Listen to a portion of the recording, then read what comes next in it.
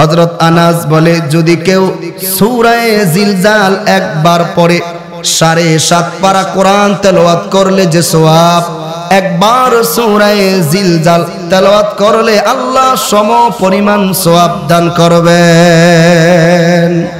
হযরত আনাস রাদিয়াল্লাহু তাআলা আনহু আরো বলেন, কেউ যদি 4 বার, বলেন না আওয়াজ করে কয়বার, কেউ যদি 4 বার সূরা জিলজাল তেলাওয়াত করে আল্লাহ তাআলা 30 পারা তেলাওয়াতের সম পরিমাণ নেকি দান করবেন। তাহলে 4 বার তেলাওয়াত করতে, 4 বার তেলাওয়াত করতে সর্বোচ্চ 10 মিনিট, সর্বোচ্চ। এই যে আমি তেলাওয়াত করলাম, আপনারা শুনলেন, আমি খুতবায় তেলাওয়াত করেছি ইদা জুলজিলাতিল আরদু জিলজালাহা ওয়া আখরাজাতিল আরদু আসকালাহা ওয়া ক্বালাল ইনসানু মা লাহা। আল্লাহু আকবার।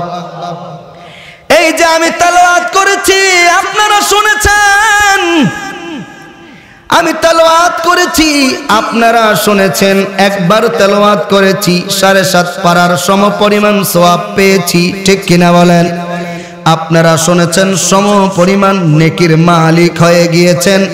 হযরত আনাস রাদিয়াল্লাহু তাআলা আনহু থেকে আরেকটি হাদিস বর্ণিত হয়েছে। হযরত আনাস বলেন, আল্লাহর নবী বলেন, কেউ যদি এই সূরাটা 2 বার তেলাওয়াত করে, জোরে বলেন কয়বার? আল্লাহর নবীর সাহাবীদেরকে বলেন, কেউ যদি এই সূরাটা 2 বার, কেউ যদি 2 বার তেলাওয়াত করে আল্লাহ তাআলা 30 পারা তেলাওয়াতের সম পরিমাণ নেকি দান করবেন। কারণ আমাদের নেকি দরকার। বলেন কি দরকার? একটু জোরে কোন, দরকার কি? নেকি। হযরত আব্দুল্লাহ ইবনে আব্বাস রাদিয়াল্লাহু তাআলা আনহু থেকেও হাদিস বর্ণিত হয়েছে, কোরআনুল কারীমে এমন কিছু সূরা আছে যে সূরাগুলো আয়াতের দিক দিয়ে ছোট্ট, কিন্তু এর ফজিলত অনেক বেশি। যেমন এই সূরাগুলোর মধ্যে আরেকটি সূরা, সূরা ইখলাস। কেন বলতেছি জানেন? আমি তো চাইলে মুসা আলাইহিস সালামের জীবনী নিতে পারতাম, ইয়াকুব আলাইহিস সালামের জীবনী নিতে পারতাম, ঘন্টা 2-3 ঘন্টা ওয়াজ করতাম, তারপর আপনি বাড়িতে যাইতেন, কি বললাম কি শুনলেন কিচ্ছু মনে নাই, ঠিক কিনা বলেন? কিন্তু কেউ যদি আমার এই জবান থেকে একটি কথাও শুনে আমল করেন, আল্লাহর কসম এটাই হতে পারে আমার নাজাতের একটি উসিলা, ঠিক কিনা বলুন? সূরা ইখলাস আয়াত সংখ্যা কয়টা? 3টা, 4টা আয়াত। কেউ যদি এই সূরা ইখলাস একবার পড়ে, আমি পড়ছি আপনি শুনেন, পারলে পড়েন। কুল হুয়াল্লাহু আহাদ আল্লাহুস সামাদ লাম ইয়ালিদ ওয়া লাম ইউলাদ ওয়া লাম ইয়াকুল লাহু কুফুয়ান আহাদ। আল্লাহর নবী বলে, সাহাবীরা শোনা, সূরা ইখলাস যদি কেউ একবার পড়ে আল্লাহ তাআলার সাথে সাথে 10 পারা তেলাওয়াতের সম পরিমাণ নেকি তার আমল নামায় দান করবেন। কত পারা? 10 পারা। তাহলে 3 10 কত হয়? আরে একটু কথা কন, 3 10 কত হয়? 30। তাইলে একবার লাগবে না, একবার তেলাওয়াত করলে 10, 3 বার তেলাওয়াত করলে 30, ঠিক কিনা কোন? 3 বার তেলাওয়াত করতে সময় লাগবে 3 মিনিট, সময় লাগবে 3 মিনিট। চাইলে মানুষ, চাইলে মুসলমান নেকি অর্জন করতে করতে করতে নেকি দিয়ে পাহাড় বানিয়ে নিতে পারে, কিন্তু মানুষ তো অলসের জাত, ঠিক কিনা বলুন? বিনা টাকায় কেউ 1 কদম সামনে অগ্রসর হতে চায় না। বলে নেকি, কোরআন তেলাওয়াত করলে নেকি পাবো, এটা বাকি, নেকি পাবো, এটা বাকি, সুবহানাল্লাহ বললে নেকি পাবো, এটা বাকি, জিকির করলে নেকি পাবো, এটা বাকি। বাকি মানুষ বিশ্বাস করতে চায় না। যদি নগদ পেয়ে যেতাম, নগদ যদি আল্লাহ দিয়ে দিত যে একবার তেলাওয়াত করলে 100 টাকা, আমার মন কয় দৈনিক প্রত্যেক ব্যক্তি 1000 বার সূরা ইখলাস তেলাওয়াত করতো, ঠিক কিনা বলুন? বাকি তো কোরআনে আরো অসংখ্য সূরা আছে। আমি অল্প সময় ভূমিকাতে সূরাগুলোর পরিচয় আপনাদেরকে জানিয়ে দিচ্ছি যেন আপনারা পড়তে পারেন। কোরআনে আরো একটি সূরা, আল্লাহর নবী মুহাম্মদুর রাসূলুল্লাহ, সবাই বলুন সাল্লাল্লাহু আলাইহি ওয়াসাল্লাম। আপনারা যেমন বসে আছেন, রাসূলুল্লাহর সামনে সাহাবীরা এমনি বসে থাকতেন। আল্লাহ রাসূল কথা বলতেন, সাহাবীরা চুপ থেকে কথা শুনতেন। এটা আদব, বলেন এটা কি আদব? আল্লাহ রাসূল বলতেন, সাহাবীরা শুনতেন। তো আল্লাহ রাসূল একদিন বললেন সাহাবী আজমাইনকে, ও আমার সাহাবীরা, তোমাদের মধ্যে কি এমন কেউ আছে যে রাতে ঘুমের আগে কোরআনের 1000 আয়াতে কারিমা তেলাওয়াত করে ঘুমাইতে যাইবা? সবাই চুপ। আপনারা যেমন চুপ, সাহাবী আজমাইনও চুপ হয়ে গেল। আল্লাহ রাসূল ডাক দিয়ে বলে, সাহাবীরা শোনো, আমি নবী কি এমন একটি সূরার কথা তোমাদেরকে বলবো না যে সূরাটা কেউ যদি একবার তেলাওয়াত করে আল্লাহ তাআলা 1000 আয়াত তেলাওয়াতের সম পরিমাণ নেকি দান করবেন। আপনাদের শুনতে মনে চায়? এবার সাহাবীরা ডাক দিয়ে বলে, ইয়া রাসূলুল্লাহ, ইয়া হাবিবাল্লাহ, ওগো আল্লাহর হাবিব, এমন কি সূরা যেই সূরাটা তেলাওয়াত করলে 1000 সম পরিমাণ সওয়াব পাওয়া যায়? আল্লাহর নবী, বিশ্ব নবী মুহাম্মদুর রাসূলুল্লাহ সাল্লাল্লাহু আলাইহি ওয়াসাল্লাম বলেন, ওই সূরাটা সূরা তাকাসুর, 102 নম্বর সূরা। বলেন সুবহানাল্লাহ। কোরআনুল কারীমের একটি সূরা, সূরা তাকাসুর, ছোট্ট একটি সূরা, সম্ভবত 7 থেকে 8টি আয়াত, ছোট্ট একটি সূরা, সূরা তাকাসুর। একবার যদি কেউ ঘুমের আগে পড়ে, আল্লাহাকুমুত তাকাসুর হাত্তা যুরতুমুল মাকাবির, কাল্লা সাওফা তা'লামুনা সুম্মা কাল্লা সাওফা তা'লামুন, কাল্লা লাউ তা'লামুনা ইলমাল ইয়াকিন লাতরাউন্নাল জাহিমা সুম্মা লাতরাউন্নাহা আইনাল ইয়াকিন সুম্মা লাতুসআলুন্না ইয়াওমাইযিন আনিন নাঈম।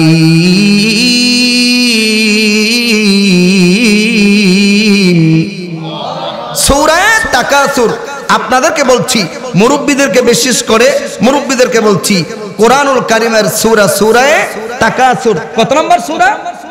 102 নম্বর। ঠিক আছে, 102 নম্বর। এটা ঘুমের আগে মোবাইল থেকে নামিয়ে হলো পড়বেন। পড়তে দেরি রাসূল বলে 1000 আয়াত তেলাওয়াত করলে যে সওয়াব, আল্লাহ সমপরিমাণ সওয়াব দান করবেন। আমাদের দরকার শুধু সওয়াব। বলেন দরকার কি? সওয়াব।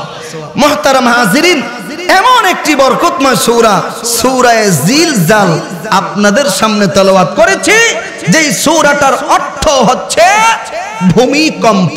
এর অর্থ কি বলেন? ভূমিকম্প। আল্লাহ রাসূল সাল্লাল্লাহু আলাইহি ওয়াসাল্লাম বলেন, সমাজে যখন 4টি কাজ বেশি বেড়ে যায়, 4টি গুনাহ যখন সমাজে বেশি হয়, তখন ওই সমাজে, ওই দেশে, ওই রাষ্ট্রে আল্লাহ ঘন ঘন ভূমিকম্প দেয়। আমাদের দেশে ভূমিকম্প হয় কি হয় না? একটু জোরে বলেন, হয় কি হয় না? এই 4টি নাম্বার দিয়ে বলতেছি এজন্য যেন মনে রাখতে পারেন। আমাদের সমাজ আজ নষ্ট হয়ে গিয়েছে। আমি আজকে এমন কিছু কথা বলবো যেগুলো আপনাকে শুনতে হবে, খারাপ হলেও শুনতে হবে। কথা তিতা কিন্তু কথা বাস্তব। কথা কি বলেন? কথা কি বাস্তব? ওই 4টি কাজের মধ্যে 1 নাম্বার কাজ হচ্ছে সমাজে যখন মদখোর বেড়ে যায় তখন ঘন ঘন ভূমিকম্প হয়।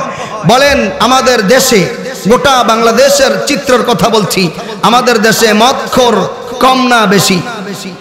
যেরকম বিগত সরকারের আমলে সম্ভবত মদ খাওয়া ওপেন করে দিয়েছে, লাইসেন্স দিয়েছে, মানুষ চাইলেই মদ খেতে পারবে, ঠিক কিনা বলেন? এক নম্বরে সমাজে মদখোর বেড়ে যাবে। দুই নম্বরে সমাজে জেনা বেড়ে যাবে। জেনা, জেনা চিনেন? জেনা বেড়ে যাবে, ব্যাখ্যায় যাব না। জেনার গুনাহটা বড় ভয়ানক একটি গুনাহ, যেটাকে মানুষ গুনাহ মনে করে না, এনজয় মনে করে। সমাজে যখন জেনা বেড়ে যায় তখন সমাজ, দেশে ভূমিকম্প হয়। তিন নাম্বার, সমাজে যখন অশ্লীল কাজ বেড়ে যাবে, নাচানাচি আছে না নাই?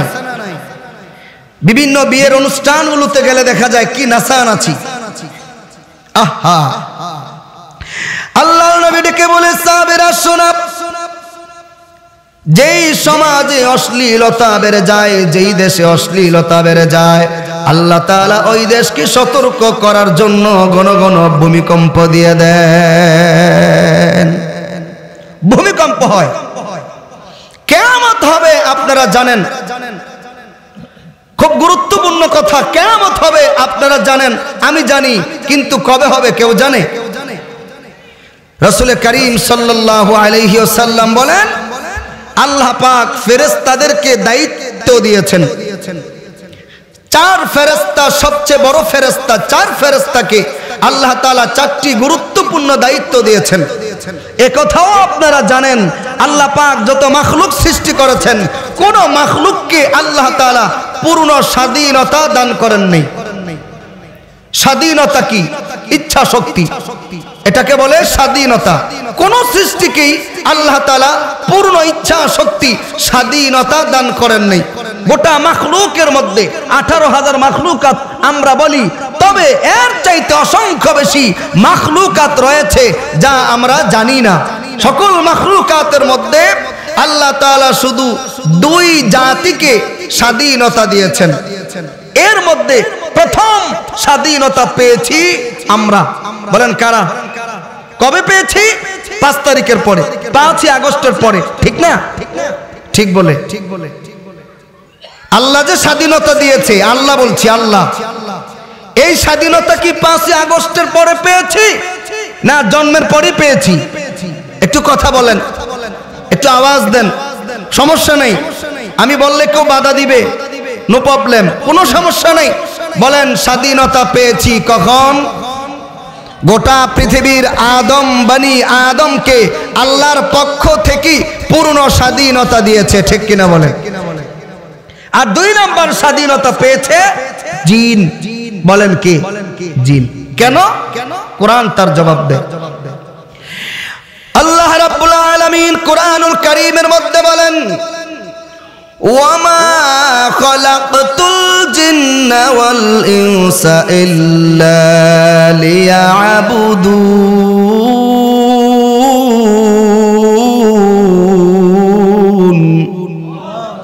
আল্লাহ কোরআন তার জবাব দিয়ে দিলেন যে মানুষ এবং জিনকে, দেখেন আল্লাহ চাঁদের জন্য, চাঁদকে বলে নাই আমি চাঁদকে আমি আল্লাহর গোলামির জন্য বানিয়েছি। আল্লাহ তাআলা আসমানকে স্বাধীনতা দেন নাই, আল্লাহ তাআলা চাঁদকে কোনো স্বাধীনতা দেন নাই, আমার আল্লাহ তাআলা জমিনকে কোনো স্বাধীনতা দেন নাই। যা দেখি যা দেখি না, কোন সৃষ্টিকে আল্লাহর পক্ষ থেকে স্বাধীনতা দেন নাই। আল্লাহ তাআলা যদি জমিনকে স্বাধীনতা দান করতেন, ইচ্ছা নামক শক্তি দিতেন, আল্লাহর কসম এই জমিন কোন বেনমাজিকে হারতে দিত না, ঠিক কিনা বলেন? এই জমিন ডাক দিয়া বলতো, এ বেনমাজির দল, আল্লাহর নাফরমান, তোমাকে আল্লাহ তাআলা আল্লাহর গোলামির জন্য বানিয়েছেন, আর তুমি আল্লাহর নাফরমানি করো, তুমি অশ্লীল কাজ করো, তুমি জেনা করো, তুমি সমাজে অশ্লীলতা বিরাজ করাও, তুমি জেনা করো, তুমি নামাজ পড়ো না, তুমি সুদ খাও, তুমি ঘুষ খাও, আমার এই জমিন দিয়ে তোমাকে হাঁটতে দিব না, নিষেধ। তুমি যদি আমার জমিন দিয়ে হাঁটো, আমি জমিন তোমাকে গিলে ফেলবো। ঠিক কিনা বলেন? এই জন্য আল্লাহ তাআলা জমিনকে স্বাধীনতা দেন নাই। আল্লাহ তাআলা কোন গাছকে স্বাধীনতা দেন নাই। এই জন্য দেখবেন কাঁঠাল গাছ কষ্ট হলেও সে কাঁঠাল দেয়, কারণ ছোট্ট একটা গাছ 50টা কাঁঠাল ওজন বহন করতে কষ্ট হয়, কিছুই করার নাই। চাইলেই কাঁঠাল গাছ আম দিতে পারে না, আবার চাইলেই আম গাছ কাঁঠাল দিতে পারে না। জোরে বলেন ঠিক কিনা? কারণ আল্লাহ তাআলা কোন গাছকে স্বাধীনতা দেন নাই, ইচ্ছা নামক শক্তি দেন নাই। এ মুসলমান, কেন আল্লাহ তাআলা স্বাধীনতা দেন নাই? কারণ আল্লাহ তাআলা মানুষকে আল্লাহর ইবাদতের জন্যই বানিয়েছেন, আল্লাহর গোলামির জন্যই বানিয়েছেন, আল্লাহর আদেশ মানার জন্যই বানিয়েছেন, আল্লাহর নিষেধ মানার জন্যই বানিয়েছেন। ঠিক কিনা বলেন? তেমন মানুষ ইচ্ছা শক্তি পেয়ে, স্বাধীনতা পেয়ে যা মনে চায় তাই করে। ঠিক কিনা বলেন? করে কি করে না? আরে জোরে কোন বুয়া সাহেব, করে কি করে না? চাইলে মসজিদে যায়, আবার মন চাই না চাইলে মসজিদ থেকে বের হয়ে যায়। চাইলে মানুষ নামাজও পড়তে পারে, চাইলে মানুষ নামাজকে কাজাও করতে পারে। ঠিক কিনা? আল্লাহ তেমন ফেরেশতাকেও কোনো স্বাধীনতা দেন নাই। যা আদেশ করেছে ফেরেশতা কিয়ামত পর্যন্ত আল্লাহর আদেশ মানতে বাধ্য। তবে মনে রাখবেন, কে কোন দল করেন আমি জানি না, এটা আমার জানারও দরকার নাই, কারণ আমি কোন দলের সাইনবোর্ড লাগানো ব্যক্তি না। আমি কোন দলের সাইনবোর্ড লাগানো ব্যক্তি না। কে কোন দল করেন জানি না। দল পরিচয় দিয়ে, ব্যক্তি পরিচয় দিয়ে, মামার পরিচয় দিয়ে, নেত্রী নেতার পরিচয় দিয়ে কোন ব্যক্তি আল্লাহ থেকে ছাড় পাবে না। ঠিক কিনা বলুন? যার যার আমলের মাধ্যমে ব্যক্তি যার যার আমলের মাধ্যমে আল্লাহর পাকড়াও থেকে ছাড় পাবে। কোন ব্যক্তির পরিচয় ছাড় পাওয়া যাবে সম্ভব নয়। কোন ব্যক্তির মাধ্যমে যদি ছাড় পাওয়া যেত, মানুষ যেই দলের পেছনে ঘুরে, মানুষ যে নেতার পেছনে ঘুরে, খবর নিয়ে দেখেন যদিও স্লোগান সত্য, কিন্তু এর মধ্যে লুকানো আছে হাজারো কথা। কেউ বলে আমার ভাই, তোমার ভাই ফুলের মতো পবিত্র, বলে কি বলে না? আমার ভাই তোমার ভাই, আমার ভাইয়ের চরিত্র বলেন, তারপরেরটা কি? সম্পূর্ণ মিথ্যা কথা। আল্লাহর কসম মিথ্যা, আল্লাহর কসম মিথ্যা, আল্লাহর কসম মিথ্যা, আল্লাহর কসম। কোন ব্যক্তি ফুলের মতো চরিত্র না। জাদল বলেন, আওয়ামী লীগ বলেন, বিএনপি বলেন, 50% চাইতে বেশি দুর্নীতিবাজ, ঘুষখোর, সুদখোর। ঠিক কিনা বলেন? কোন ব্যক্তির পরিচয় ছাড় পাওয়া যাবে না। এনাদার সাবজেক্ট আল্লাহ আদেশ করলেন। দেখেন না, আমরা মোল্লা মৌলবীরা কথা বললে অনেকের গায়ে লাগে, লাগে কিনা? একটু জোরে কোন। আমরা মোল্লা মৌলবীরা কিছু বললে হুজুর এত কথা বলে কেন? তো হুজুর বলবে না, তোমার বাবা বলবে নাকি? হুজুরকে আল্লাহর পক্ষ থেকে দায়িত্ব দেওয়া হয়েছে, আল্লাহ রসুলের পক্ষ থেকে একজন আলেমকে সমাজ সংশোধনের দায়িত্ব দিয়েছে। আলেম বলবে না, ইমাম বলবে না, তুমি সুদখোর বলবে নাকি? ঠিক কিনা বলুন? ইমাম বলবে মিম্বারে বসে সুদখোরের বিরুদ্ধে, খতিব বলবে মিম্বারে বসে সুদখোরের বিরুদ্ধে। এটাই ইমামের দায়িত্ব, এটাই খতিবের দায়িত্ব, আল্লাহর পক্ষ থেকে দেওয়া দায়িত্ব। ঠিক কিনা বলুন? যেমন আমি বলতেছি, আল্লাহর পক্ষ থেকে দেওয়া, আমার এলাকার মানুষকে এগুলো বলা, আল্লাহর কসম এটা আমার আল্লাহর দেওয়া জিম্মাদার। ঠিক কিনা বলুন? মুহতারাম হাজিরিন, ইমাম যখন কিছু বলে গায়ে লাগে কেন? বাংলাদেশের একজন বড় মাফের আলেম, তিনি খারাপ বলেন নাই, তিনি বলেছেন একদল খেয়ে গিয়েছে আর একদল খাওয়ার জন্য রাস্তায় আছে। আমি রেডি করলাম না, রাস্তায় আছে। অনেকের গায়ে খুব লেগে গেছে। আরে ভাই, আপনার গায়ে লাগলে কেন? বুঝতে বাকি নাই, আপনিও ঠিক ওই নাদানদের মতো খাওয়ার জন্য প্রস্তুত আছেন, ঠিক কিনা বলুন? এদেশের জনগণ খুব সতর্ক, চাইলে আর মাথায় বাড়ি দিয়ে কাঁঠাল খাওয়া যাবে। মাশাআল্লাহ, মাশাআল্লাহ কোন, আলহামদুলিল্লাহ কোন। আল্লাহ পাকের দায়িত্ব ফেরেশতারা পেয়েছে। সূরা জিলজাল আল্লাহ তাআলা দায়িত্ব দিলেন 4 ফেরেশতাকে, 4টি। বলেন কয়টি? আরো জোরে কোন? 4টি। 1 নম্বরে আল্লাহ তাআলা জিবরাইল আলাইহিস সালামকে দায়িত্ব দিলেন ওহী আনার দায়িত্ব। আল্লাহর পক্ষ থেকে কথা নিয়ে আসবে নবীদের কাছে।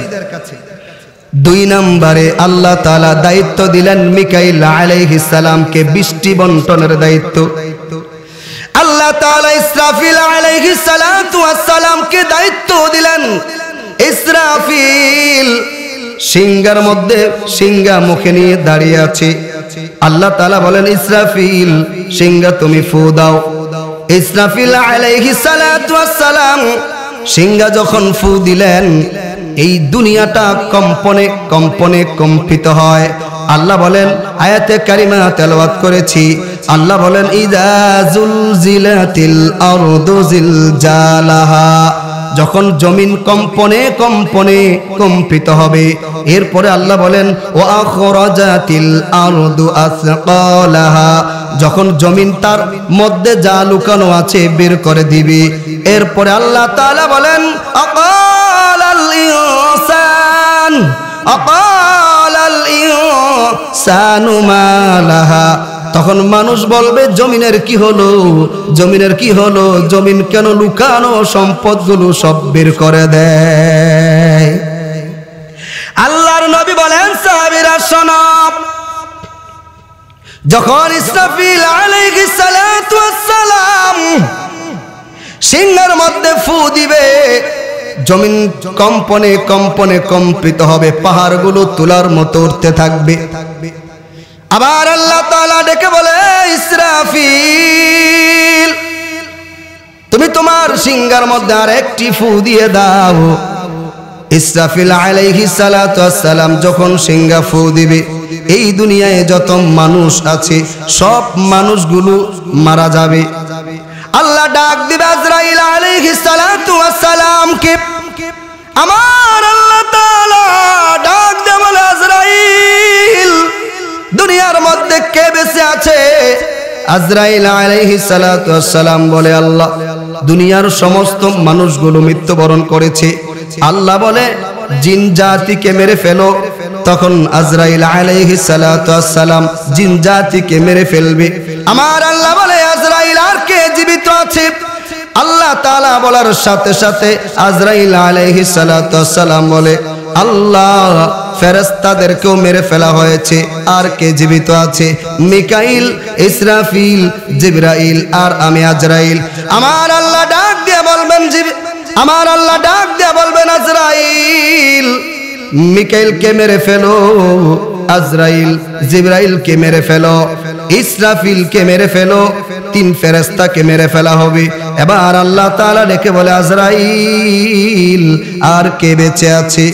তাফসীরের কিতাবের মধ্যে আসছে তখন আজরাইল আলাইহিস সালাতু ওয়াস সালাম বলবেন আল্লাহ ডাইনেও কেউ নাই, বামেও কেউ নাই, সামনেও কেউ নাই, পেছনেও কেউ নাই, আমি আজরাইল ছাড়া কেউ নাই। আমার আল্লাহ তাআলা ডাক দেওয়াল আজরাইল কুল্লু নাফসিন যায়িকাতুল মাউত।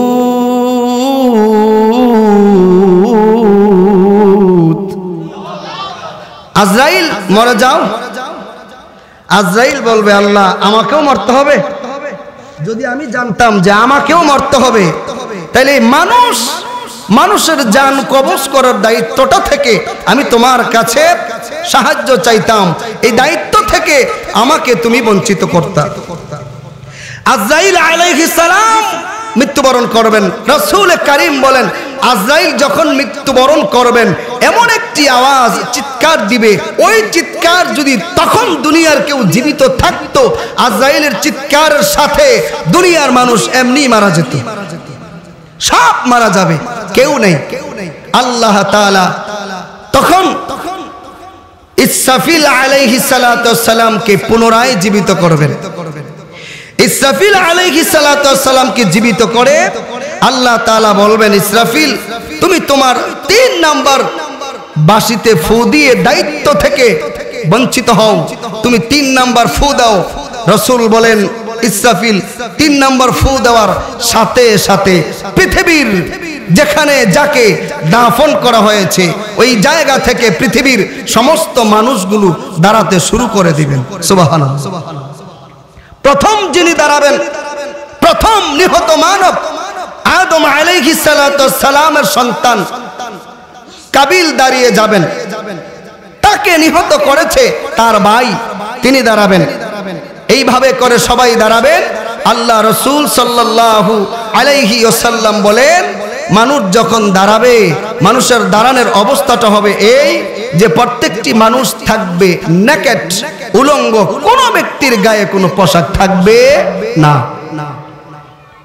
নাকি আমরা যাকে মানি, আমরা যাকে বাবা বলি, তার গায়ে পোশাক থাকবে? বলেন বলেন, আমরা কাকে বাবা ডাকি জানেন না? আমাদের শিখানো বাবা। কেউ আমাকে বাবা ডাকতে বলেছে, ডাকতেছি, অথচ আল্লাহ বলেন তোমাদের বাবা কেউ নয়, আমি আল্লাহ যাকে নির্ধারিত করেছি তিনি হলো তোমাদের বাবা, তোমাদের জাতির বাবা, তোমাদের মুসলমানদের বাবা। ঠিক কিনা বলেন? বলেন তার নাম কি? ইব্রাহিম আলাইহিস সালাতু ওয়াস সালাম। আল্লাহ রাসূল বলেন কোন ব্যক্তি পোশাক নিয়ে দাঁড়াবে না, উলঙ্গ দাঁড়াবে। এক কথা। 2 নাম্বার, পায়ে জুতা থাকবে না, জুতাবিহীন দাঁড়াবে। 3 নাম্বার, মানুষ যেমন আসছে মুসলমানই ছাড়া তেমন দাঁড়াবে, খতনাবিহীন মানুষ যখন দাঁড়াবে আল্লাহ রাসূল বললেন প্রত্যেকটি মানুষের উপরে সূর্য চলে আসবে 1 বিগত উপরে। সুবহানাল্লাহ। এই সূর্যটার যে ক্ষমতা আছে, তাপ দেওয়ার যে শক্তি আছে, আল্লাহ রাসূল বলে 70,000 গুণ বেশি ক্ষমতা সূর্যকে আল্লাহ তাআলা দান করবেন। আর এই সূর্যটা যেখানে আছে সেখান থেকে 1 বিগত উপরে।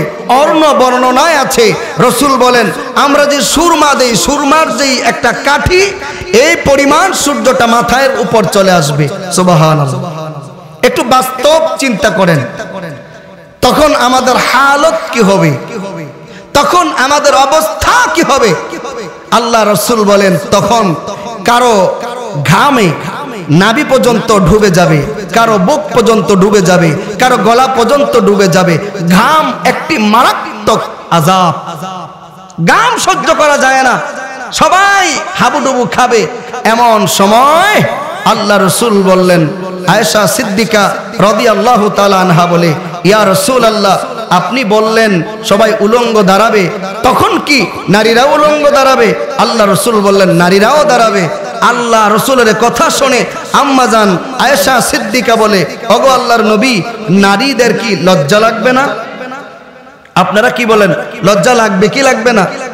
লাগবে তো, দেখলে না লাগবে, যদি না দেখে লজ্জা কিসের? আল্লাহর নবী বিশ্ব নবীকে বলে শোনা, আয়েশা কে নারী কে পুরুষ, কার পরনে কাপড় আছে কার পরনে কাপড় নেই, এমন চিন্তাই কেউ করবে না। হাসরের ময়দানের মানুষগুলো সবাই আসমানের দিকে তাকিয়ে থাকবে, কখন আল্লাহ তাআলা বিচার শুরু করে দিবেন। সবাই তাকিয়ে থাকবে, এক দল চলে যাবে আদম আলাইহিস সালামের কাছে। আদম আলাইহিস সালাতু ওয়াস সালামের কাছে গিয়ে বলবে, আদম, আ নবী আদম, আপনি আমাদের বাবা। বলেন না আদম আলাইহিস সালাম আমাদের কি? কোন কোন কি? জোরে কোন? আদি পিতা। বাবাকে একটু শিখেন, জায়গা মতো বাবা ডাকেন। মানুষকে খুশি করার জন্য বাবা ডাকলে গুনাহ ছাড়া সওয়াব হবে না, ঠিক কিনা? আদম নবী আমাদের পরিচয়টা একটু জানেন। আমাদের পরিচয়, আমরা নবীর সন্তান। বলেন আমরা কার সন্তান? কেমনে? আদম আলাইহিস সালাতু ওয়াস সালাম নবী। তাহলে আমরা আদম বাড়ি আদমের সন্তান যদি হই, তাহলে কেউ যদি বলে ভাই আপনার বাবার নাম কি, বলে আদম, তাহলে আমার বাবা যেহেতু নবী, আমার পরিচয় আমি নবীর সন্তান, ঠিক কিনা বলে? আমাদের ঠিকানা কোথায়? আমরা কি জঙ্গল থেকে আসছি নাকি জান্নাত থেকে আসছি? একটু কথা বলেন। কেউ যদি বলে মানুষ বানর থেকে আসছে, বোঝা গেল শিক্ষিত মূর্খ, তার শিক্ষা দিয়ে দুনিয়া অর্জন করা যাবে, তার এই শিক্ষা দিয়ে আখিরাত অর্জন করা যাবে না, ঠিক কিনা বলেন? মানুষ বানর থেকে আসে নাই, মানুষ আদম থেকে আসছি। আদমকে আল্লাহ তাআলা কুদরতিভাবে মাটি থেকে তৈরি করেছেন। আদম নবী ছিল জান্নাতে, তিনি আসছে জান্নাত থেকে। আমাদের বাবা আদম, আমাদের বাবা আসছে জান্নাত থেকে, আমরাও আসছি জান্নাত থেকে। আমার বাবা যাবে জান্নাতে, আমরাও যাব জান্নাতে, মারহাবা বলেন। কিন্তু কেউ যদি বলে মানুষ আসছে বানর থেকে, তাহলে বানর থাকে জঙ্গলে, বানর থাকে কই? যেরকম তাহলে আমরা কি জঙ্গল থেকে আসছি নাকি? আপনাদের আওয়াজ তো মনে হয় এরকম। আমাদের ঠিকানা কই বলেন? জান্নাতে। আওয়াজ করে বলেন কোথায়? জান্নাত। আদম নবীর কাছে যাবে, আদম আলাইহিস সালাতু ওয়াস সালাম, তিনি বলবেন, আমাদেরকে বলবেন, একদলকে বলবেন, আজকে এই দিনে হাসরের ময়দানে আমি আদম আল্লাহর কাছে কোনো কথাই বলতে পারবো না। সুবহানাল্লাহ। সবাই চলে যাবে ইব্রাহিম আলাইহিস সালাতু ওয়াস সালামের কাছে।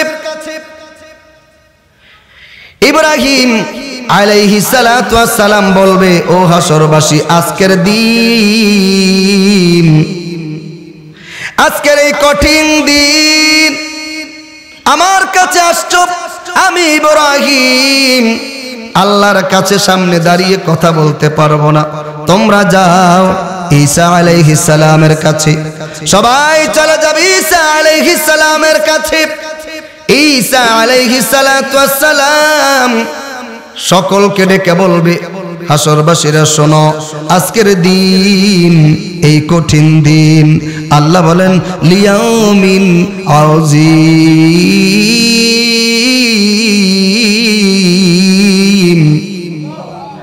আজকের দিন, এই কঠিন দিন। হাসরবাসীরা, আমি ঈসা আলাইহিস সালাম আল্লাহর সামনে কথা বলবো না, আমি সাহস নাই আল্লাহর সামনে দাঁড়াবার, তবে আমার কাছে আসছো তোমরা, শোনো, আজকের দিন একজন আল্লাহর সামনে দাঁড়াতে পারবে, তিনি আর কেউ নয়, তিনি আর কেউ নয়, তিনি আখিরি নবী মুহাম্মাদুর রাসূলুল্লাহ সাল্লাল্লাহু আলাইহি ওয়াসাল্লাম, ঠিক কিনা বলেন? আল্লাহর নবীর কাছে আসবে, আল্লাহর নবী আল্লাহকে আল্লাহর কাছে ফরিয়াদ জানাবে, আল্লাহ তাআলা বিচার কাজ শুরু করে দিবেন। সুবহানাল্লাহ। আল্লাহর নবী বিশ্ব নবী বলেন, আল্লাহ তাআলা যখন বিচার কাজ শুরু করে দিবে, আল্লাহ তাআলা সবাইকে ডাকবে, সব হাসরবাসী আল্লাহর সামনে যাবে। আমার আল্লাহ তাআলা হাসরবাসীদেরকে ডেকে বলবেন, হাসরবাসীরা, আমি আল্লাহ তাআলা 5টি প্রশ্ন করব, 5টি জবাবদিহি ছাড়া একজন মানুষও আজকে আমার সামনে থেকে এক কদম সামনে যেতে পারবে না।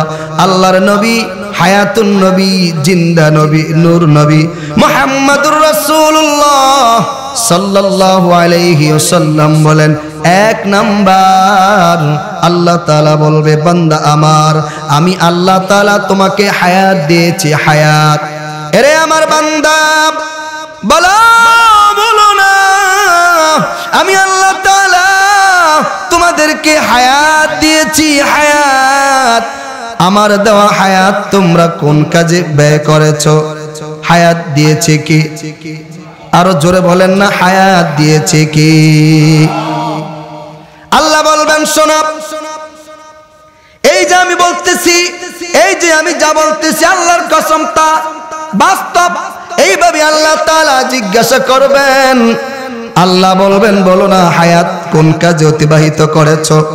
2 নাম্বার, আমার আল্লাহ তাআলা বলবেন, ও আমার বান্দা, আমি আল্লাহ তাআলা তোমাকে যৌবনকাল দিয়েছি, বলো না আমার দেওয়া যৌবনকাল কোন কাজে অতিবাহিত করেছো? আমার গ্রামের মানুষেরা শোনেন, আল্লাহ আল্লাহ তাআলা প্রত্যেকটি নরনারীকে প্রশ্ন করবে। 2 নাম্বার প্রশ্ন, যৌবনকাল দিয়েছে কে? আওয়াজ করে বলেন না, যৌবনকাল দিয়েছে কে? 3 নম্বরে আল্লাহর নবী বিশ্ব নবী বলে, আল্লাহ তাআলা বলবেন, আমার বান্দা সম্পদ কোত্থেকে অর্জন করেছো? বাড়ি করেছো, গাড়ি করেছো, কানি কানি কানি জমিন কিনেছো? বলো না কোত্থেকে কিনেছো? বৈধ পন্থায় না অবৈধ পন্থায় কিনেছো? জবাব দাও, ঠিক কিনা বলেন? মানুষ মনে করে ভাই, মানুষ মনে করে ভাই, এক কোদাল জমি যদি বেশি নিতে পারি, এই জমিনে আমার ফসল দিবে আল্লাহর কসম।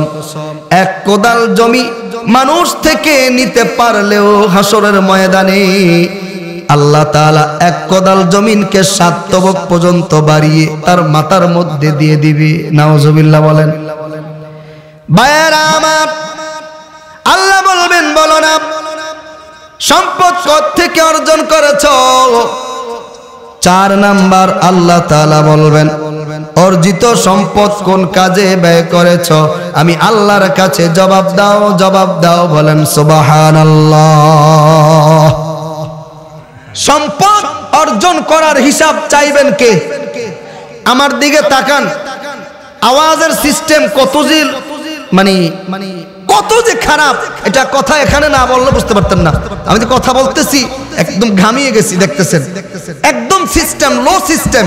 তারপরেও আগেই বলেছি, আওয়াজ যেমন হোক, কিছু কথা এলাকা হিসেবে বলতে চাই যেগুলো আমল করা যেতে পারে। তাইলে সম্পদ দেওয়ার মালিক কে?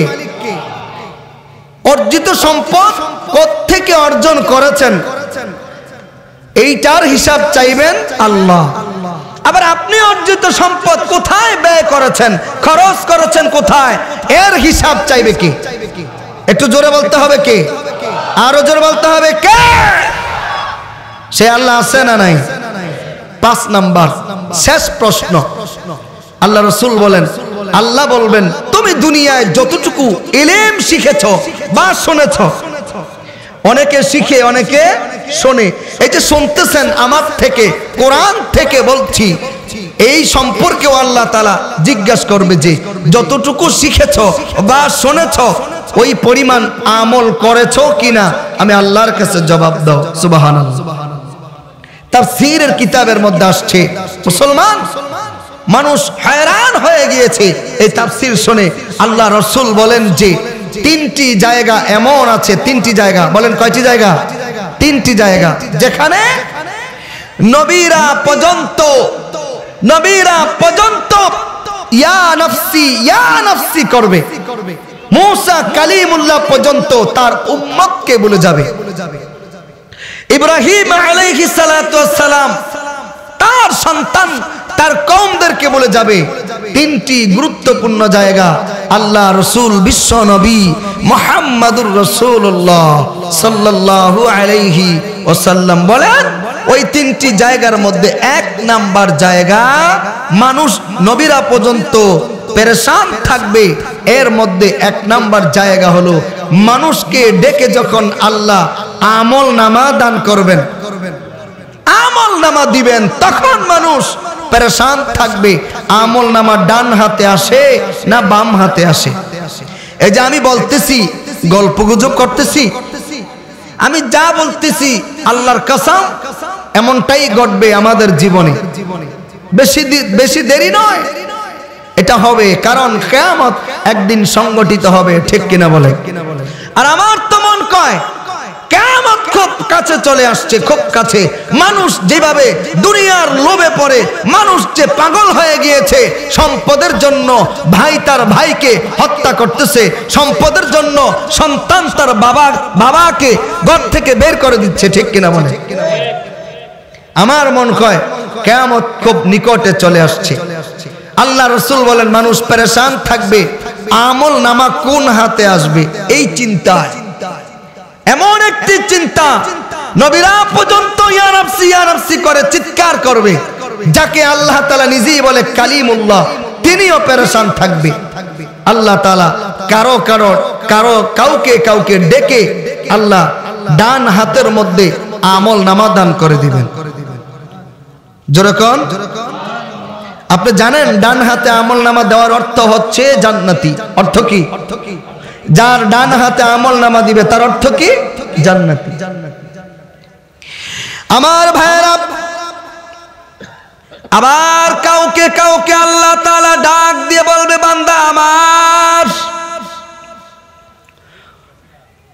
আমি আল্লাহ তাআলা তোমাকে দুনিয়ায় হায়াত দিয়েছিলাম, যৌবনকাল দিয়েছিলাম। আমার হায়াত, আমার যৌবনকাল তুমি কোন কাজে ব্যয় করেছ?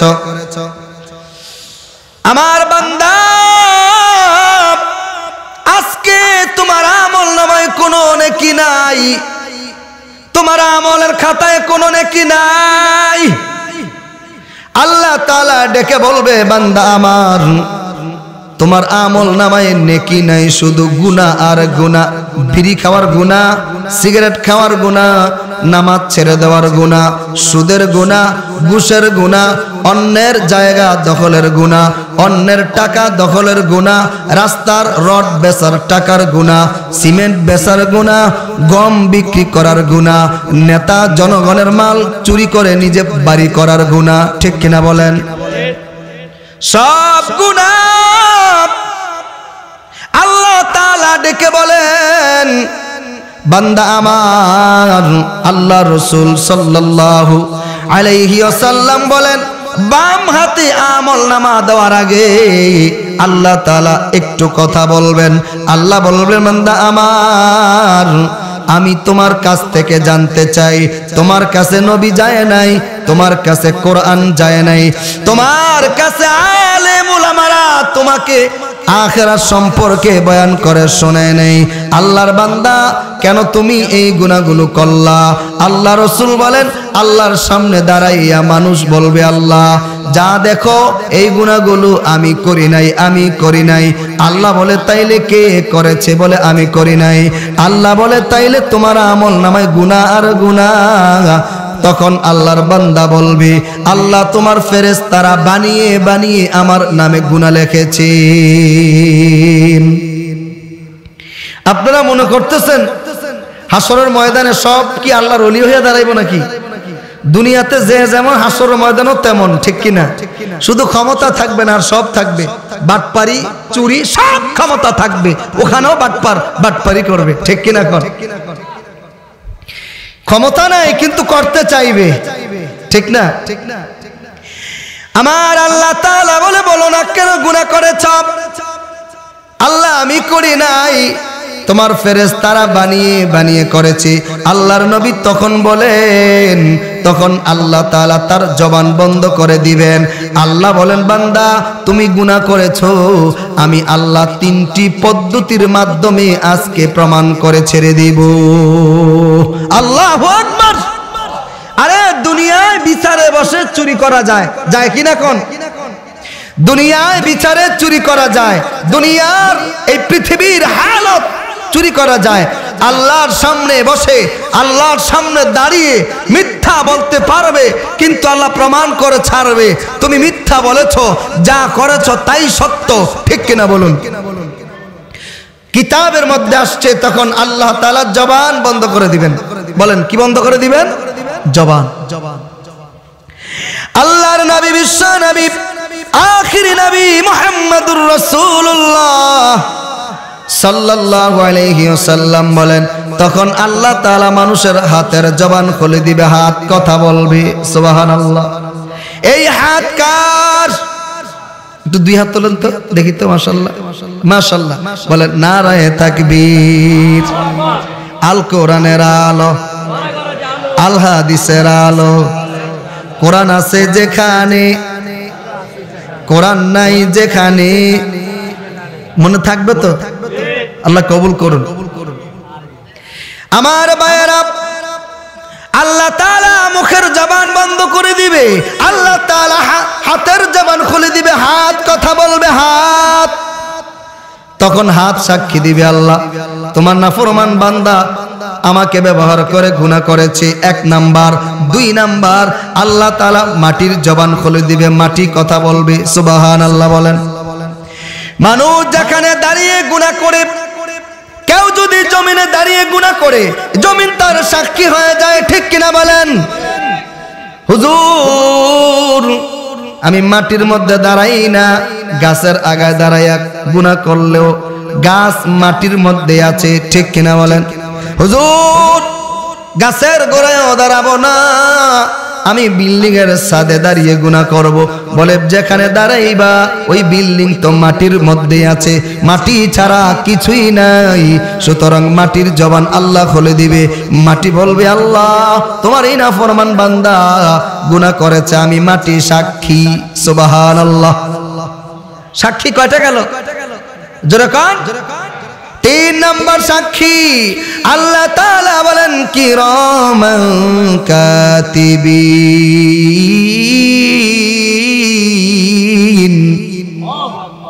কিরামান কাতিবিন ইয়ালামুনা মা তাফআলুন।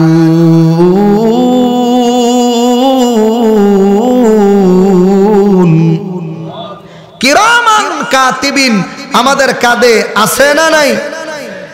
আমাদের কাঁধে 2 জন ফেরেশতা। বলেন কয়জন? 2 জন। এই 2 জন ফেরেশতা যা করেন আপনি আর আমি সব লিখতেছে, শুধু দিনে লেখে রাতে লেখে না। বলেন বলেন, নাকি সব সময়? শুনলে খুশি হবেন আমাদের কত দাম, যে রাসূলুল্লাহ সাল্লাল্লাহু আলাইহি ওয়াসাল্লাম বলে আমাদের দায়িত্বে আল্লাহ দৈনিক 19 জন ফেরেশতা নিয়োজিত করেছেন, 50/50। কোন ফেরেশতার দায়িত্ব শেষ চলে যায়, আবার ফেরেশতা আসে। এইভাবে করে একজন সাধারণ মানুষকেও 19 জন ফেরেশতা দায়িত্ব দিয়ে রাখে আল্লাহ, তার পক্ষ থেকে বান্দাকে পাহারা দিয়ে রাখে। বলেন সুবহানাল্লাহ। আল্লাহ তাআলা তখন ফেরেশতা বলবে আল্লাহ তোমার বান্দায় করেছে, তারপরেও রাসূল বলেন, তিনি বলবে আল্লাহ আমি তো করতে চাইছিলাম না, আমার বন্ধু আমাকে করাইছে। বলেন কে? বন্ধু। 2 নাম্বার বলবে আল্লাহ আমি করতে চাই নাই, শয়তান আমাকে করিয়েছে। তখন আল্লাহ শয়তানকে ডাকবে। তাফসীরের কিতাবে আসছে শয়তান এসে বলবে আল্লাহ তোমার বান্দাকে জিজ্ঞাসা করো সে কি আমাকে কখনো দেখেছে? বলেন শয়তান দেখেছেন? আজকে যারা মাগরিব পড়েন নাই, শয়তান বাধা দিয়েছে, শয়তান আপনার কানে কানে এসে বলছে নামাজ পড়িও না, আপনি কি শুনেছেন? বলেন বলেন। আজকে যারা ফজর পড়েন নাই, শয়তান বাধা দিয়েছে, আপনি কি শয়তানকে দেখেছেন? দেখেন নাই তো। আল্লাহ কোরআনে বলেন আলাম আহাদ ইলাইকুম ইয়া বানি আদম আল্লা তা'বুদুশ শাইতান। শয়তান, আল্লাহ বলেন শয়তান তোমাদের প্রকাশ্য শত্রু। সুবহানাল্লাহ। শয়তান বলবে আমাকে দেখে নাই, আমি তোমার সাথে ওয়াদা করেছি তোমার আদম সন্তানকে জাহান্নামে পাঠিয়ে ছাড়বো, আমি আমার কাজ করেছি। আল্লাহ সিদ্ধান্ত জানিয়ে দিবেন ফেরেশতারা আমার নাফরমান বান্দার হাতগুলো বেঁধে ফেলো, পাগুলো বেঁধে ফেলো, মাথাকে নিচে করে দাও, পাকে উপরে করে দাও, ধাক্কায়া ধাক্কায়া জাহান্নামে নিয়ে যাও। বলেন নাউজুবিল্লাহ। এটা হবে কারো কারো সাথে, তবে আমাদেরকে আল্লাহ মাফ করুন, আল্লাহ যেন আমাদেরকে মাফ করে দেন। আমরা সকলে বলি আমিন। রাসূলুল্লাহ সাল্লাল্লাহু আলাইহি ওয়াসাল্লাম বলেন 2 নাম্বার জায়গা যেখানে নবীরা পর্যন্ত ইয়া নাফসি করবে। 1 নাম্বার যখন আমল নামা দিবে, 2 নাম্বার যখন মানুষের আমলগুলো মাফা হবে। মাফা হবে কোথায়? মিজানের পাল্লায়। আল্লাহর নবী ডেকে বলে সাহাবীরা শোনা, মানুষের আমলগুলো যখন মিজানের পাল্লায় রাখবে তখন সমস্ত নবীরা পর্যন্ত পেরেশান হয়ে যাবে। জানি না কার আমলের পাল্লা বাড়ি হয়ে যায় আর কার নেকের পাল্লা বাড়ি হয়ে যায়। কারো যদি নেকের পাল্লা বাড়ি হয়ে যায় তাইলে সে জান্নাতি, আর কারো যদি গুনাহের পাল্লা বাড়ি হয়ে যায় তাইলে সে জাহান্নামী। ঠিক কিনা? মানুষ পেরেশান, সবাই পেরেশান, সবাই সকল নবীরা তখন ইয়া নাফসি করবে। আল্লাহর নবী বলেন, হাদিসের মধ্যে বলেন, আকালা রাসূলুল্লাহ সাল্লাল্লাহু আলাইহি ওয়াসাল্লাম আখলিস দীনাকা ইয়াকফিকাল আমালুল কলিল। আল্লাহু আকবার। আল্লাহর নবী হাদিসের মধ্যে বলেন, আল্লাহর নবী বলেন, তুমি তোমার ঈমানকে খাঁটি করো, তুমি তোমার ঈমানকে খাঁটি করো। ঈমান কি? ঈমান কি? ঈমান কিন্তু মাফা যায়। ঈমান মেফে চলে মুমিন যারা তারা ঈমান মাফা যায়। বলে ঈমান মাফে কেমনে? রাসূল বলে কোনো কারণে যদি গুনাহ হয়ে যায়, যখন ভিতরে একটা আফসোস আর আফসোস, আজকে গুনাহ হয়ে গেল রে, আজকে গুনাহ হয়ে গেল, আজকে নামাজটা পড়তে পারি নাই, আজকে নামাজটা জামাত ছুটে গেল, এই পেরেশানি যদি ভিতরে থাকে, বুঝতে হবে তোমার ঈমান এখনো মজবুত আছে। আর যদি গুনাহ করতে করতে কোনো আফসোস লাগে না, আসর ছাড়লাম আফসোস নাই, মাগরিব ছাড়লাম আফসোস নাই, ঘুষ খাইলাম আফসোস নাই, সুদ খাইলাম আফসোস নাই, অন্যের জায়গা দখল করলাম আফসোস নাই, অন্যের টাকা দখল করলাম আফসোস নাই, বেঈমান, ঈমান দুর্বল, ঠিক কিনা বলেন? তো রাসূল বলেন, ঈমানকে মেফে চলো। তখন রাসূলুল্লাহ সাল্লাল্লাহু আলাইহি ওয়াসাল্লাম বলেন, তুমি তোমার ঈমানকে খাঁটি করো, অল্প আমলই নাজাতের জন্য যথেষ্ট। সুবহানাল্লাহ কোন আমার ভাইরা। এজন্য আল্লাহর নবী বলে, আখলিস দীনাকা ইয়াকফিকাল আমালুল কলিল। এই সাহাবীদের দল, শোনো তোমরা শোনো, তোমার ঈমানকে খাঁটি করো, অল্প আমলই নাজাতের জন্য যথেষ্ট। সুবহানাল্লাহ। আল্লাহর কসম, বেশি আমল লাগে না, রাত ভর তাহাজ্জুদ লাগে না রে ভাই। সুবহানাল্লাহ কোন? রাত ভর তাহাজ্জুদ লাগে না, 2 বার 3 বার হজ করতে লাগে না। হজ ফরজ, একবার হলি একবার হজি জান্নাতে যাওয়ার জন্য যথেষ্ট, ঠিক কিনা? এশার নামাজ পড়ে ঘুমিয়ে যাও, আর যদি ভালো না লাগে যাও ঘুমিয়ে যাও, আরামে ঘুমাও, ফজর তো উঠো। রাসূল বলে, এশার নামাজ পড়া ঘুমাইছো, ফজর পড়ছো, সারা রাত আল্লাহ নফল নামাজের সওয়াব লেখা দিবেন। এজন্য রাসূল বলে, ঈমানকে খাঁটি করো, অল্প আমলই নাজাতের জন্য যথেষ্ট, ঠিক কিনা বলেন? অল্প আমল করেন, অল্প, আল্লাহর কসম অল্প করেন। এটা যদি মজবুত আমল হয়, এটা যদি আল্লাহর জন্যই হয়, এটা যদি মানুষকে দেখানো না হয়, এটা যদি আল্লাহর সন্তুষ্টির জন্য হয়, আল্লাহর কসম এতটুকু আমলই নাজাত মানে জান্নাতে যাওয়ার জন্য যথেষ্ট, ঠিক কিনা বলেন? একটা তাকবীর দিতে পারবেন আপনারা? দেখি তো, নারায়ে তাকবীর। আমার ভাইরা, আল্লাহ রাব্বুল আলামিন কোরআনুল কারীমের মধ্যে বলেন, ইয়া আইয়ুহাল্লাযীনা আমানুত্তাকুল্লাহ হাক্কা তুকাতিহি ওয়া লা তামুতুন্না ইল্লা ওয়া আনতুম মুসলিমুন।